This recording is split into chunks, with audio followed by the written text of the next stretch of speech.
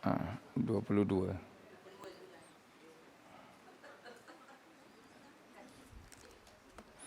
Bismillahirrahmanirrahim. Allah. Boleh. Bismillahirrahmanirrahim. Nawaitu ta'allum wa ta'lim. Wa tadhakkur wa tadhkir wa naf'al intifa' wal ifada wal istifada wal hasanatu masaka kitabillahi wa sunnati rasulih. Ibtiga wajillah qurbi wa sawbihi ila hadrat sayyidina syafi'ina rasulillah Muhammad bin Abdullah wa alihi wasallam wa sallallahu alaihi wasallam min asyatiri wa ila ruhi walidina wa walidikum amatina wa amatikum amatil muslimina ammah.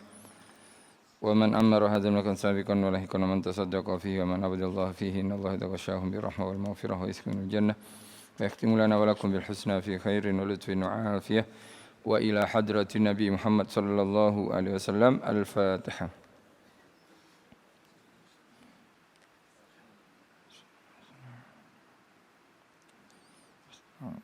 بسم الله الرحمن الرحيم.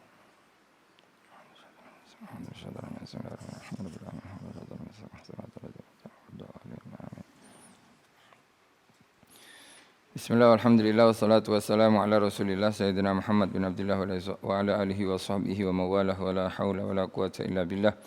Rabbi syrah li sadri wa yassir li amri wahlul 'uqdatam min lisani yafqahu qawli, amma ba'du. Yang dimuliakan oleh Allah Subhanahu wa taala, muslimin muslimat, hadirin hadirat, tuan-tuan, puan-puan rahimakumullah. Insyaallah kita teruskan pengajian kitab Rahiqul Makhtum, sirah baginda Nabi Muhammad sallallahu alaihi wasallam. Yang mana kita masih dalam peringkat yang kedua dalam bab ini, yakni dakwah terbuka. Muka surat 142. Betul kan? Sebelum ini paling akhir sekali sudah kita kongsikan mengenai kekejaman dan juga kezaliman orang-orang kafir Quraisy terhadap para muslimin, ya. Khususnya kepada keluarga Ammar, keluarga Ammar bin Yasir. Ammar anaknya, Yasir ayahnya, Sumayyah ibunya. Ya. Sumayyah ini merupakan perempuan yang pertama di dalam Islam yang mendapat pahala syahid. Bahkan orang Islam yang pertama kali mendapatkan pahala syahid adalah Sumayyah ini. Sumayyah. Kemudian juga Yasir, ayah daripada Ammar, juga dibunuh oleh Abu Jahal dan kawan-kawannya. Sehinggalah Ammar diancam, diugut, bila tak kembali dia pun akan membunuhnya. Maka Ammar mengatakan apa yang disuruh oleh Abu Jahal, yakni memaki, mencaci Nabi Muhammad SAW dan memuji terhadap Lata wal Uzza. Sehinggalah Allah SWT berfirman ketika Ammar tak tenang jiwanya, tak merasa tenang hatinya, datang jumpa Rasulullah SAW. Maka Nabi mendapat wahyu, yakni ini firman Allah SWT, muka surat 142. Kita mulakan dengan firman Allah insyaAllah. A'udzubillahi minasyaitonirrajim. Man kafara billahi min ba'di imanihi illa man ukriha wa qalbuhu mutmainnun bil imani walakin man syaraha bil kufri sadram.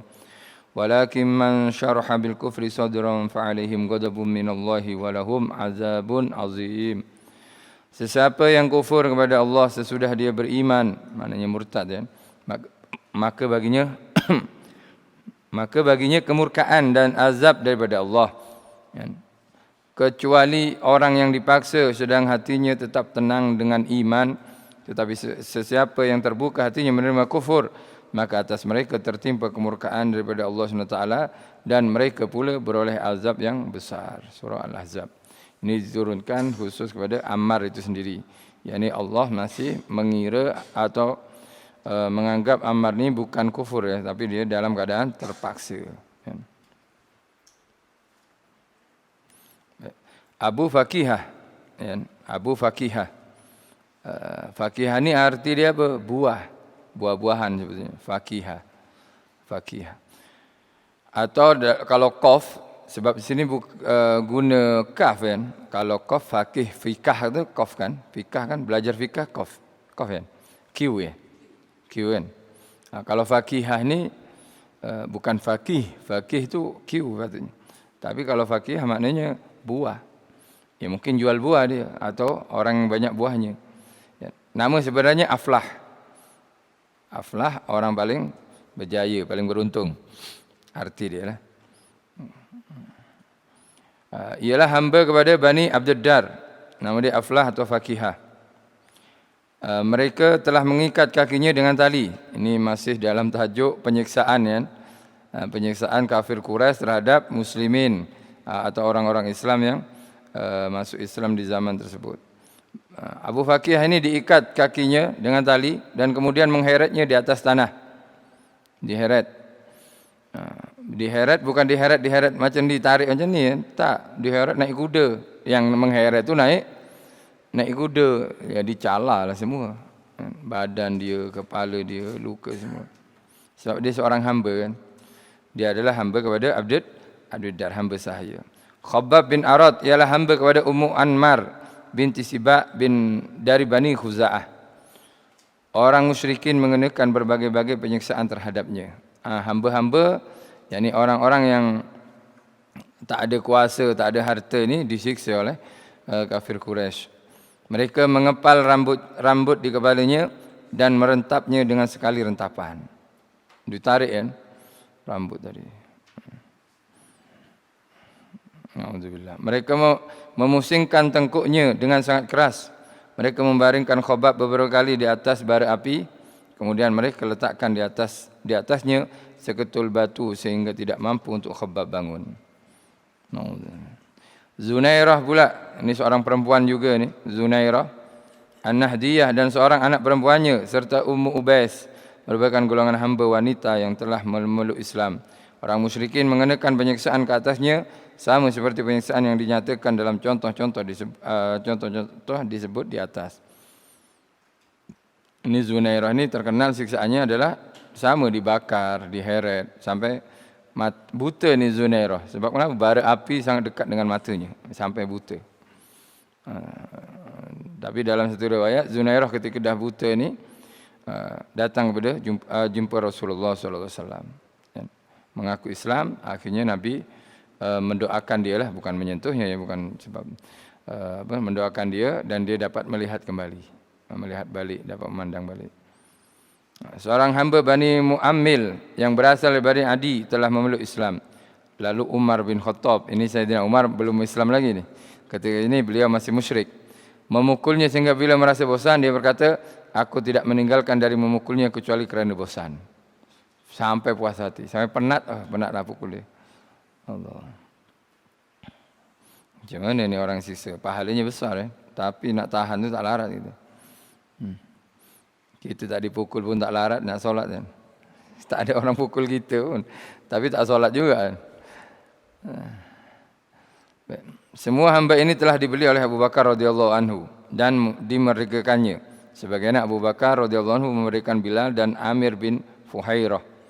Orang musyrikin membungkus setengah sahabat Rasulullah dalam kulit unta dan lembu. Kulit unta ini panas. Sama dengan lembu, kita pakai jaket kan, jaket yang dari kulit tu. Musim panas pakai jaket macam mana? Ini bukan jaket yang ada zip apa butang dia, diikat tali dia. Kemudian mencampakkan mereka ke tengah panas terik. Sebagian yang lain pula dipakaikan dengan baju besi. Kemudian dicampakkan atas batu yang besar yang panas. Senarai mereka yang disiksa ini di jalan Allah adalah terlalu banyak dan memeritkan. Siapa saja yang diketahui akan keislamannya pasti akan diganggu dan disakiti. Khususnya orang-orang yang tak ada kuasa dan tak ada harta. Kalau ada harta, dia ada kekuatan lagi. Dan sememangnya harta ini boleh menjadi bumerang ya. Asbab kejayaan juga menjadi asbab kebinasaan. Sama dengan kuasa. Darul Arqam. Akhirnya terbentuk nanti satu tempat untuk muslimin ini buat musyawarah lah, berkumpul. Yang ini disebutkan Darul Arqam. Antara hikmah di sebalik penindasan-penindasan yang diterima ini ialah supaya Rasulullah dan orang Islam tidak mengisytiharkan keislaman mereka sama ada dalam bentuk perkataan atau perbuatan. Istilahnya yang Islam, biarlah Islam, diam-diam saja, senyap-senyap. Ia juga bertujuan supaya mereka tidak berkumpul kecuali secara rahasia. Ini kerana apabila mereka berkumpul secara terbuka, orang musyrikin pastinya akan menghalang mereka demi mencapai maksud mau membersihkan orang, menghalang mereka demi membersihkan orang Islam dan pengajian mereka dari Al-Quran dan As-Sunnah. Boleh jadi ia akan membawa kepada pertembungan antara dua pihak. Malah memang pernah terjadi pertembungan tersebut pada tahun keempat kenabian. Pertembungan apa? Pertembungan antara muslimin dan musyrikin. Pernah ya, berlaku kegaduhan lah, gaduh antara muslimin dan musyrikin. Dia pasti kalah musliminnya. Sebab muslimin dia kalangan-kalangan rendah saja, senjata tak ada. Musyrikin ramai dengan senjata yang lengkap, belum masanya istilahnya. Bila berlaku di sini, yaitu ketika para sahabat Rasulullah SAW berkumpul di lorong ni antara dua buah bukit. Lorong antara dua bukit dan mendirikan solat secara rahasia di situ, tetapi mereka telah dilihat oleh sekumpulan orang kafir Quraisy. Orang kafir itu telah memaki dan menyerang mereka. Dalam peristiwa itu, ya kafir teruslah memaki dan menyerang mereka. Ya. Dalam peristiwa Sa'ad bin Abi Waqqas telah memukul seorang lelaki sehingga berdarah. Itulah darah pertama yang ditumpahkan dalam Islam. Sayyidina Sa'ad bin Abi Waqqas ini memukul orang kafir. Itu darah pertama yang dikeluarkan sebab untuk membela agama Islam. Sa'ad bin Abi Waqqas. Seperti yang diketahui, pertembungan itu juga terlalu kerap berlaku dan berpanjangan akan membawa seperti diketahui, pertembungan itu jika terlalu kerap berlaku dan berkepanjangan atau berpanjangan akan membawa kepada penghapusan umat Islam. Oleh sebab itu adalah lebih berhikmah mereka menjalankan aktiviti secara tersembunyi. Kebanyakan sahabat Rasulullah SAW menyembunyikan keislaman dan ibadah mereka serta dakwah dan pertemuan mereka. Adapun Rasulullah SAW sendiri, baginda menyampaikan dakwah secara terang-terangan dan melakukan ibadah berhampiran dengan orang musyrikin tanpa ada yang dapat menghalangi baginda Nabi Muhammad SAW. Perbedaannya apa? Bukan setakat Nabi saja, tapi Nabi ini memang kalangan bangsawan. Nabi kan kalangan orang-orang bangsawan. Jadi kalau bukan bangsawan tak akan kacaunya. Bangsawan saja sama-sama bangsawan pun segan dengan keluarga Rasulullah Sallallahu Alaihi Wasallam. Dan di sini memang dakwah ini memang boleh disokong kan. Bila ada orang ada kuasa atau ada harta itu lebih mudah sebetulnya dakwahnya. Tapi bukan tak boleh. Boleh orang yang tak ada harta dan ada kuasa berdakwah boleh. Tapi dengan ada kuasa dan ada harta lebih mudah. Lebih mudah dalam berdakwah atau menyebarkan agama Islam. Namun jika berkumpul, Rasulullah SAW akan berkumpul dengan orang Islam secara rahsia demi kemaslahatan mereka dan kemaslahatan Islam itu sendiri. Rumah Al-Arqam, rumah Al-Arqam bin Abil Arqam Al-Makhzumi terletak di atas Bukit Sofa. Kedudukannya agak terpencil daripada pandangan para penjahat Quraisy serta tempat-tempat yang mereka biasa duduk. Rasulullah menjadikan rumah tersebut sebagai pusat dakwahnya dan tempat orang Islam berkumpul, iaitu pada tahun kelima kenabian. Ini ada tempat khusus, ada center, ada tempat berkumpulnya dan disebut Darul Arqam. Tapi di sini kena hati-hati kata para ulama, memang dakwah ni lebih mudah dengan kuasa atau dengan harta. Tapi jangan kita mendekat orang yang berkuasa bukan kerana Allah nantinya. Istilahnya bukan untuk keuntungan kita sendiri, memang semata-mata hanya untuk dakwah kepada Allah SWT, itu tak ada hal.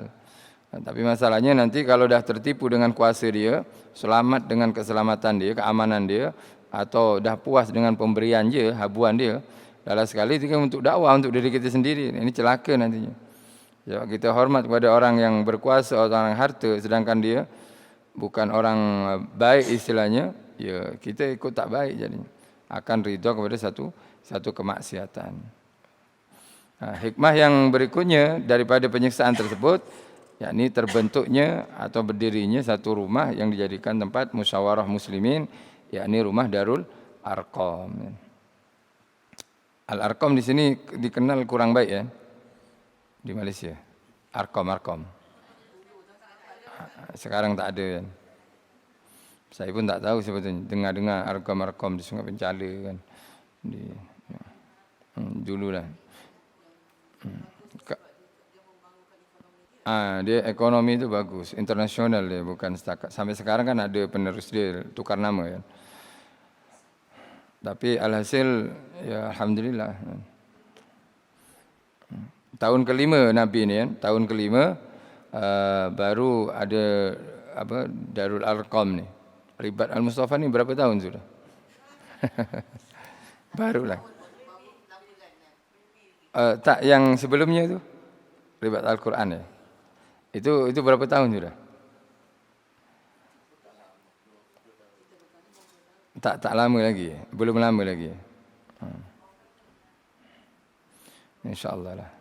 InsyaAllah kalau ada tempat macam ni berkembang insyaAllah kan. Sedikit-sedikit. Tadi ada jamaah di Yayasan Restu. Ustaz, saya selalu tengok Ustaz live di Bandaraya. Kenapa tak datang? Saya tak tahu alamat dia. Perempuan.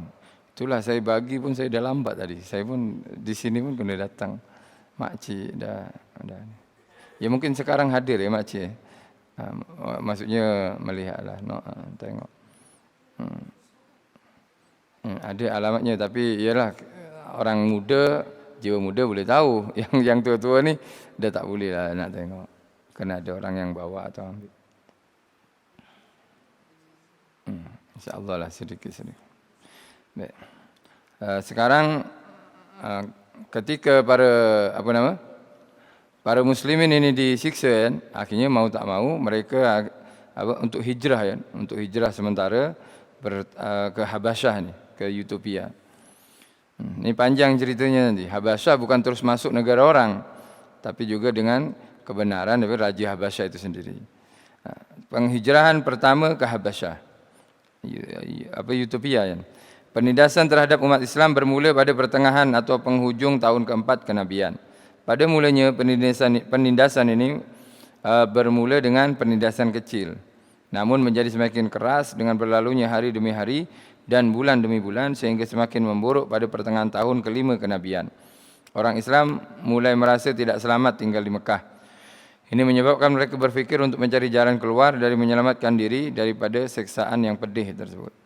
Pada saat mereka menghadapi penyiksaan yang pedih ini, turunlah surah Al-Kahfi. Turun surah Al-Kahfi sebagai jawapan kepada beberapa soalan yang diajukan oleh orang musyrikin kepada Rasulullah sallallahu alaihi wasallam. Kan kafir Quraisy tak puas hati dengan Nabi. Akhirnya mereka pergi ke Syam, mereka bertanya kepada padri Yahudi. Ini di tempat kami ada seorang yang mengaku Nabi. Saya nak tahu, adakah disebutkan dalam kitab kalian tentang Nabi ni? Disebutkan ada akhir zaman. Lepas tu macam mana kita nak tahu dia original ke tak? Dia asli ke? Memang Nabi akhir zaman ke tak? Okey, bagi dia tiga soalan kan dalam surah Kahfi itu kan. 3 soalan mengenai Zulkarnain, mengenai Khidir, kemudian mengenai Ruh. Sekali dia orang orang kafir Quraisy diberi 3 soalan dengan jawapannya. Jawapannya 2. Yang roh ni dia tak bagi jawapan. Kata padri itu, bila nabi itu boleh menjawab soalan ketiga ni tentang roh, dia bukan nabi. Tapi kalau dia tak boleh jawab, dia serahkan jawapan itu kepada Tuhannya, dia nabi. Akhirnya ditanyalah mengenai Zulkarnain, Khidir apa semua. Ashabul Kahfi kan, Ashabul Kahfi dan Zulkarnain kan. Ashabul Kahfi dan Zulkarnain. Ceritakan pemuda-muda yang masuk Islam, kemudian raja yang menguasai satu dunia, dan ceritakan roh itu apa. 2 ni dijawab tapi tak langsunglah. Allah SWT menurunkan wahyu tak langsung kepada Nabi Muhammad. Ada asbabun nuzul kan dari surah Kahfi tadi. Kemudian akhirnya dijawab 2 ni, yang 1 tak dijawab. Qulir ruhu min amri rabbi. Katakan Muhammad, roh tu urusan Tuhanku, saya tak tahu. Akhirnya Nabi pun cakap macam tu. Ini urusan Tuhanku yang ketiga ni, saya tak tahu. Akhirnya mereka musyrikin, betul Nabi betul lah. Tapi walaupun percaya pun tak iman juga dia orang. Jadi masa itulah kekerasan tadi sehingga semakin memburuk pada pertengahan. Baik. Turunlah ayat surah Kahfi sebagai jawapan kepada beberapa soalan yang diajukan oleh orang musyrikin kepada Rasulullah.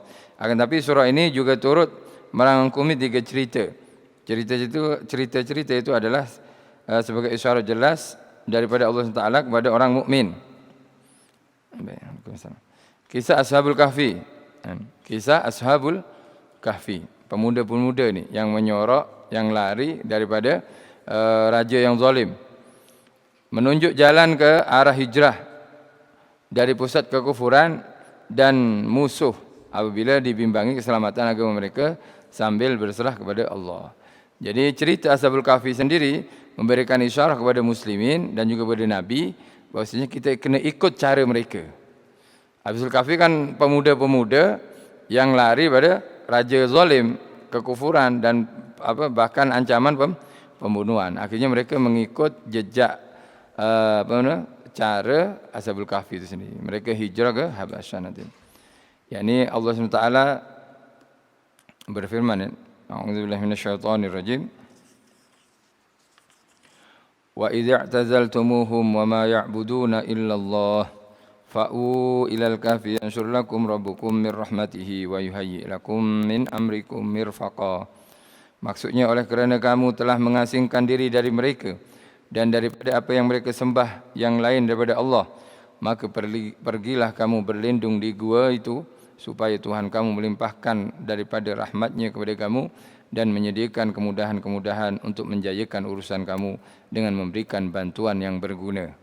Dan di Ashabul Kahfi nanti di gua kan banyak keajaiban yang dialami kan. Matahari tak mengenai mereka, kemudian posisi tidur mereka pun ditukar oleh Allah Subhanahu Wa Taala, maksudnya berbalik-balik kan, tak diam.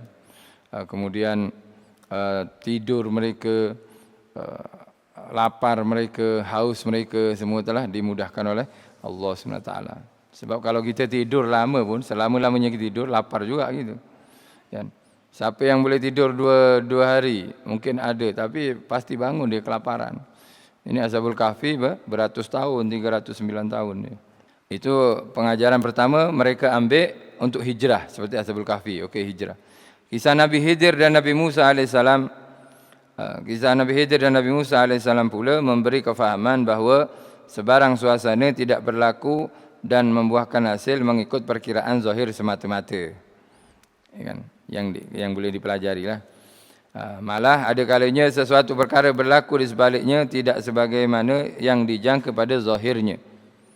Dalam cerita ini ada satu mesej untuk diberitahu, iaitu peperangan yang dilancarkan terhadap orang Islam itu akan berpatah balik, di mana para penjahat musyrikin itulah nanti yang akan diusir oleh orang Islam yang lemah jika mereka tidak beriman kepada Allah Subhanahu Wa Taala. Kan Nabi Khidir ketika membunuh budak, kononnya Nabi Musa ini menyangka itu adalah kejahatan. Tak tahunya kebaikan, kebalikannya. Sama dengan orang musyrikin ini, mungkin sekarang dia boleh zalim, tapi lala sekali dia akan terusir juga. Jadi memang dunia kan macam ni kan. Dunia ini memang tak seperti zahirnya, tak seperti zahir. Kita tak tahu batin orang. Ada orang selalu sakit. Lala sekali darjatnya mengalahkan orang yang ahli ibadah pula.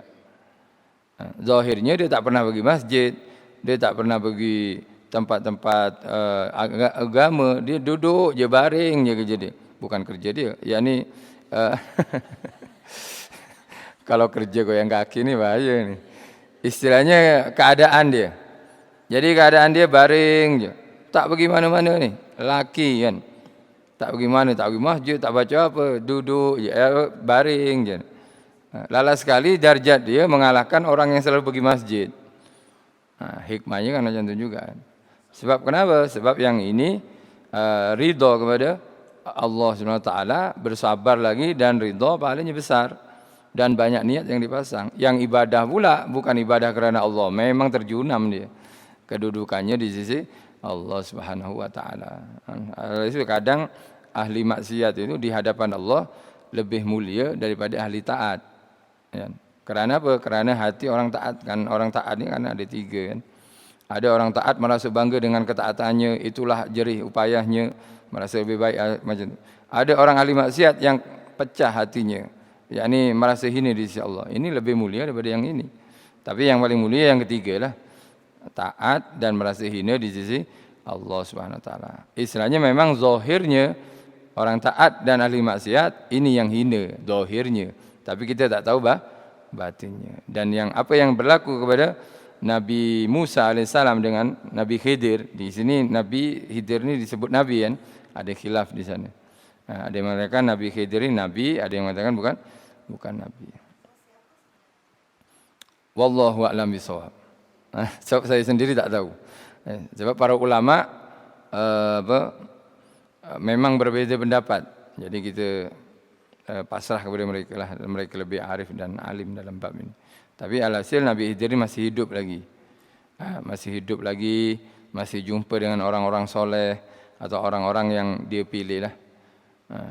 Masih ada orang yang jumpa Nabi Khidir. Ciri-ciri nak jumpa Nabi Khidir apa? Orang yang tak menyimpan makanan untuk esok. Habislah, tak ada peluang lah. Beras kat rumah 20 kilo. Bukan untuk esok Ustaz, untuk bulan depan pun ada lagi. Itu yang tak jumpa-jumpa tu.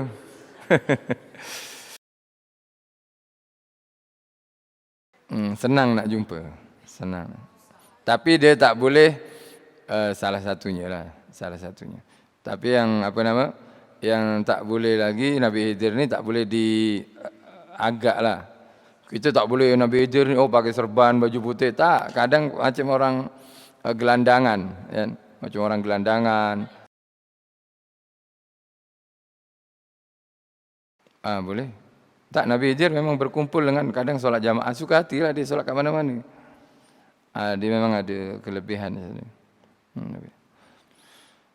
Ada seseorang datang di ulama, kan? Ni nak cerita ni. Tanggul nanti kalau insya-Allah kalau jadilah pergi Surabaya bulan 6 ni.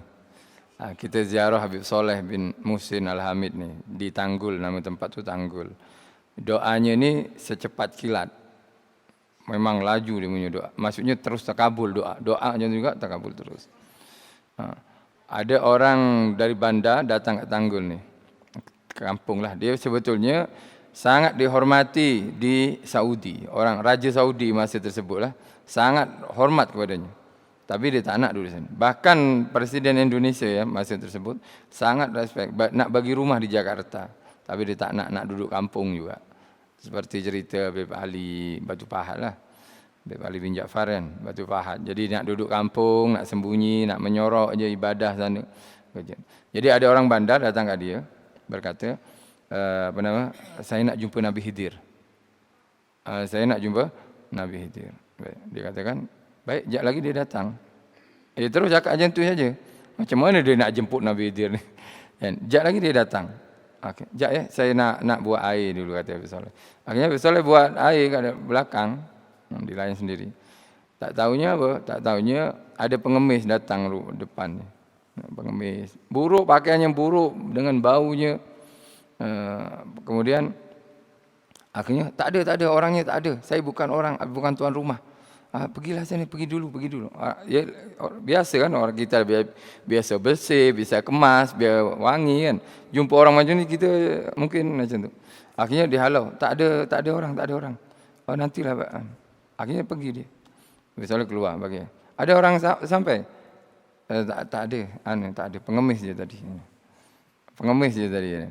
Kemudian okay, minum apa semua. Lepas tu dia ambil barang lagi kat dalam. Orang gila pula datang.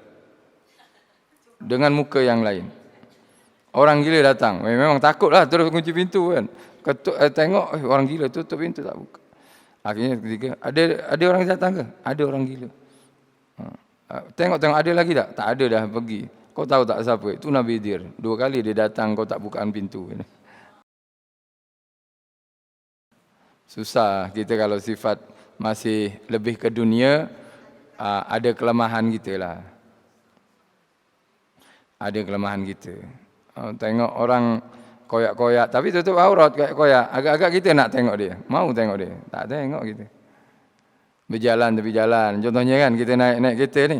Pandu kereta. Ada orang pakai baju koyak tepi jalan. Mau kita tengok. Traffic light pun, kita di traffic light pun berhenti. Tak mau kita tengok. Tengok phone je lah. Ada bulan tengok dia. Sebab kenapa? Sebab kita lebih ke dunia. Pikiran kita ke dunia. Kemegahan, kecantikan, ke mana. Memang tak siap lah kita. Memang tak sedia nak tengok. Tapi bukan semua orang gila Nabi Khidir pula. Jangan salah. Nanti setiap orang gila, Nabi Khidir. Apa pula ni? Ada orang gelandangan, Nabi Khidir. Tak, bukan. Kita bolehlah husnuzon. Nabi Khidir tu sekali kalau hari-hari tepi traffic light ni bukan ini sudah. Nabi Khidir tu sekali saja. Kalau kita mungkin pergi tempat mana itu kena husnuzon, lebih-lebih di Tarim lah. Sebab Nabi Khidir ni solat asarnya kalau Jumat di Tarim. Ada masjid nama Masjid Ba'alawi kan sana. Dikatakan para salaf, kalau tahu Nabi Khidir tu Jumat dia datang sini di Ba'alawi tu, Masjid Ba'alawi. Jadi kita orang solat asar bukan solat Jumat, solat asarnya sebab Masjid Ba'alawi bukan solat Jumat. Dia solat asarnya solat sana. Tapi Nabi Khidir muka dia bukan tetap je, tukar-tukar. Kadang tukar kawan, kadang tukar orang, kadang kawan tu tak datang, dia duduk bilik. Nabi Khidir bentuk muka dia, berupa bentuk. Tapi masjid ni masjid inilah muslimin lah. Masjid lelaki. Akhirnya ada yang tanya, macam mana nak tahu Nabi Khidir ke bukan? Apa tandanya? Lepas solat dia keluar awal. Keluar awal. Jadi ikut pintu, masuk pintu belah sana, bukan belakang masjid kan. Pintu belah sana contohlah, pintu belah sini, keluarnya pintu sini.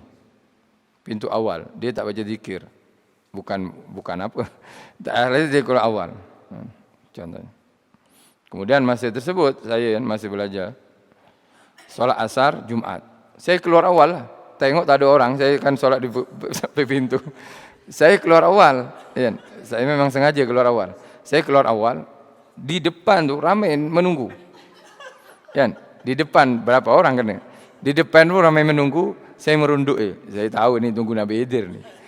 Dia fikir saya Nabi Khidir. Saya merunduk terus, saya tak balik ke Ribat. Ribat ni dia pergi kanan, arah kanan daripada Masjid Alawi. Saya pergi arah kiri, pergi Masjid Al-Idrus. Masjid Idrus. Idrus ni ada tempat ibadahnya, khulwah di bawah, naik tangga turun bawah, macam bawah tanah macam tu. Turun sana. Jadi lepas asar saya laju-laju sikit, orang tu kejar tu budak-budak ni. Kejar. Saya masih ada terus, saya memang selalunya mustajab doa di sana. Kan Jumat kan, petang Jumat doa. Lepas tu keluar, saya lari kat Ribat. Dia kejar juga. Saya beritahu lah, aku bukan Khidir lah, aku belajar sini. Saya beritahu macam tu. Wallahu a'lam. Tapi dia orang pasti husnuzon. Siapa yang keluar awal pasti dikejarnya. Husnuzon. Tak menyerah. Nabi Khidir memang diberi keistimewaan hidup sampai dekat-dekat kiamat nantinya Nabi Khidir ni. Ilmunya lebih tinggi, tapi darjatnya Nabi Musa lebih tinggi. Sebab Nabi Musa pun, kalau kita katakan Nabi Khidir ni Nabi pun, sama-sama Nabi kan. Tapi Nabi Musa masuk ulul azmi dia. Masuk ulul azmi. Jadi tak semestinya lah. Tak semestinya orang yang lebih banyak ilmunya lebih tinggi darjatnya. Tak semestinya. Tapi orang golongan aulia atau golongan anbiya ni, anbiya, rasul ni dan aulia, tak ada aulia jahil. Oh, ada orang jahil jadi aulia, tak ada. Kalau aulia pasti alim sudah. Pasti alim. Sebab Allah kalau dah kurniakan wilayah, kalau memang orang tidak tahu akan Allah bagi ilmu nantinya.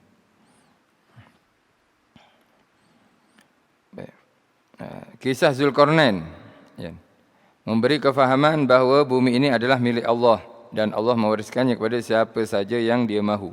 Kejayaan itu hanya boleh dikecapi melalui jalan iman dan bukan jalan kekufuran. Allah sentiasa mengutuskan hamba-Nya dari semasa ke semasa untuk menyelamatkan orang yang lemah daripada penindasan Ya'jud dan Ma'jud pada zaman tersebut. Ya'jud dan Ma'jud ini masih Zulkarnain kan? Dia membuat satu kerusakan di satu kampung. Akhirnya Allah mengirim Zulkarnain itu sendiri. Istilahnya apa? Setiap kesusahan orang, kesulitan orang, Allah akan beri pertolongan lah. Mungkin bentuk manusia atau bentuk macam mana kan? Memberikan pertolongan. Ini tengok kita pengajaran apa yang boleh diambil di sini. Kemudian turun dan yang paling berhak untuk mewarisi bumi ialah hamba-hamba Allah yang soleh.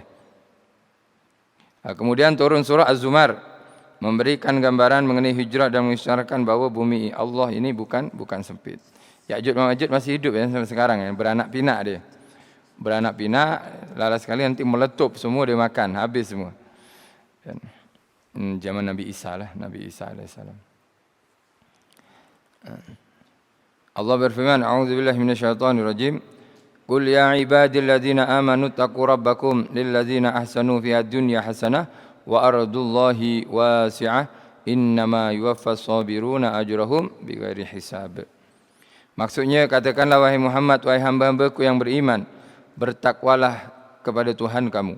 Ingatlah orang yang berbuat baik di dunia ini akan beroleh kebaikan yang sebenar di akhirat. Ingatlah, bumi Allah ini luas untuk berhijrah sekiranya kamu ditindas. Sesungguhnya orang yang bersabar sahaja yang akan disempurnakan pahala mereka tanpa batas. Ya. Sebelum itu Rasulullah SAW telah mengetahui bahawa Asamah An-Najasyi adalah Raja Habasyah yang adil lah. Raja Asmah An-Najasyi ini adalah raja yang adil dan masa tersebut dia beragama tauhid lah, Nasrani ya. Nasrani yang bertauhid. Tidak seorang pun yang dizalimi di sisinya, maka Rasulullah menyuruh umat Islam supaya berhijrah ke Habasyah sebagai melarikan diri untuk menyelamatkan agama mereka dari fitnah. Pada bulan Rajab tahun kelima kenabian, berhijrah kumpulan pertama para sahabat ke Habasyah. Mereka terdiri dari 12 orang lelaki dan 4 orang wanita. Ada 16. Mereka diketuai oleh Utsman bin Affan radhiyallahu anhu dan bersama-samanya ialah Ruqayyah putri Rasulullah, istri Sayyidina Utsman. Rasulullah SAW pernah bersabda mengenai mereka berdua yang bermaksud, sesungguhnya mereka berdua adalah Ahlul Bait yang pertama berhijrah di jalan Allah selepas Ibrahim dan Lut alaihissalam. Sebelumnya Nabi pernah berkata kepada 2 orang ni, pasangan ni, Sayyidina Utsman dan Ruqayyah. Akhirnya apa yang disabdakan Nabi memang betul-betul berlaku. Penghijrahan mereka dilakukan pada waktu malam agar tidak disedari oleh orang Quraisy. Mereka keluar ke laut dan menuju pelabuhan Syabiyah. Nasib mereka baik kerana ada 2 kapal perdagangan yang sudi membawa mereka ke Habasyah. Apabila orang Quraisy mendapat tahu mengenai penghijrahan orang Islam ini, mereka pun segera keluar untuk mengejar. Tapi apabila mereka sampai ke pantai, rombongan orang Islam itu pun telah selamat berlayar di Habasyah. Selamat berlayar. Di Habasyah orang Islam mendapat kediaman yang baik, dihormat, dilayan betul-betul. Pada bulan Ramadan tahun yang sama, Rasulullah SAW keluar ke Masjidil Haram. Di sana terdapat orang ramai Quraisy yang sedang berkumpul, termasuklah para pembesarnya. Secara tiba-tiba Rasulullah bangun berdiri di tengah-tengah mereka lalu membaca surah An-Najm. Surah An-Najmi, wan najmi idza hawa. Sebelum itu, orang kafir tersebut tidak pernah mendengar kalam Allah kerana cara yang mereka lakukan terus-menerus ialah beramal seperti yang dipesan oleh sesama mereka, yaitu jangan mendengar apa-apa dari Muhammad seperti yang disebutkan dalam Al-Quran. Allah berfirman, ini larangan, ini mengenai mereka buat peraturan. A'udzubillahi minasyaitonir rajim. Wa qala alladziina kafaru la tasma'u li hadzal qur'ani walghaw fihi la'allakum taglibun. Maksudnya, dan orang kafir berkata, janganlah kamu mendengar Al-Quran ini dan buat hingar-bingar terhadapnya dengan nyanyian-nyanyian dan jeritan-jeritan, riuh rendah serta tepuk sorak supaya kamu berjaya, yakni mengganggu bacaannya, lalu dia menghentikan bacaannya. Surah Fussilat. Namun apabila surah An-Najm ini akan ada surah As-Sajadah kan. Di dalamnya ada surah As-Sajadah. Ini semuanya sujud je lagi. Jadi orang Quraisy tengah berkumpul, kemudian Nabi datang, Nabi terus bacakan surah An-Najm. Dikatakan, namun apabila Rasulullah SAW membacakan surah ini secara mendadak, tembuslah kepada pendengaran orang kafir tersebut akan firman Allah SWT yang hebat dan memukau. Satu, Al-Quran ini firman Allah SWT, kalam yang sangat suci lah, sangat kalam suci. Keluar daripada Nabi yang suci, dengan suara yang suci, hati yang bersih. Akhirnya sampai kepada hati orang-orang yang mendengarnya. Walaupun hati orang yang mendengar itu tak beriman kepada Allah. Sebab kekuatan, ketajaman daripada bacaan tadi dengan kandungannya itu sangat kuat sampai boleh memecah pandangan atau pendengaran orang kafir. Tapi kalau kita yang baca, tak faham mungkin dengan bacaan kita. Engkau ni baca cakap Arab ke cakap Melayu ni? Kan orang Melayu kan yang kurang ini kan kadang orang Arab kan tak faham dengan bahasa kita.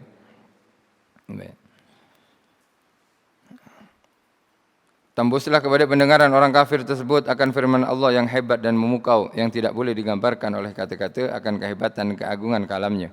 Orang Quraisy itu semua menjadi tergamam dan masing-masing memasang telinga untuk mendengar. Ketika itu mereka tidak memikirkan apa-apa lagi kecuali hanya mendengar bacaan tersebut, sehingga apabila Rasulullah SAW membaca penamat surah tersebut, ia bagaikan gegemparan yang menerbangkan hati mereka. Fasjudu lillahi wa'budu. Ini sujud tilawah ni. Maksudnya, maka hendaklah kamu bersujud kepada Allah yang telah menurunkan Al-Quran itu dan beribadahlah kepadanya, bukan kepada berhala-berhala. Kemudian Rasulullah SAW sujud, sebab ini ayat sajadah. Melihatkan itu, tiada seorang pun yang dapat mengawal dirinya, melainkan mereka juga rebah sujud. Mereka orang kafir pun ikut sujud. Pada hakikatnya, kehebatan kebenaran itu telah memecahkan kedegilan dalam jiwa orang takbur dan suka memperolok-olok. Karena itulah mereka tidak dapat mengawal diri sehingga turut rebah sujud kepada Allah Subhanahu wa taala. Baik. Apabila menyadari bahawa keagungan kalam Allah telah menjemput mereka, maka mereka pun melakukan sama seperti helah-helah yang pernah dilakukan untuk memadamkan cerita tersebut. Akibat peristiwa itu, mereka menerima kutukan dan celaan bertubi-tubi dari segenap sudut daripada orang musyrikin yang tidak hadir menyaksikan peristiwa tersebut. Dan orang yang tak hadir sudah membuli kepada yang hadir. Maka pada ketika itu mereka membuat cerita bohong terhadap Rasulullah. Kononnya ayat yang dibaca oleh Rasulullah itu merupakan sambungan penyebutan berhala mereka. Kononnya Rasulullah membaca ayat, mereka berhala itulah malaikat-malaikat yang tertinggi dan sesungguhnya syafaat mereka adalah diharap-harapkan. Cerita menipu. Diputar balikkan cerita dia. Ini cerita ini sampai sekarang diputar balik, mengenai kebenaran Islam dan Al-Quran. Wallahu a'lam bishawab. Insyaallah kita teruskan insyaallah pada kesempatan akan datang. Baik, kita teruskan dengan khatam Quran ya. Insyaallah kita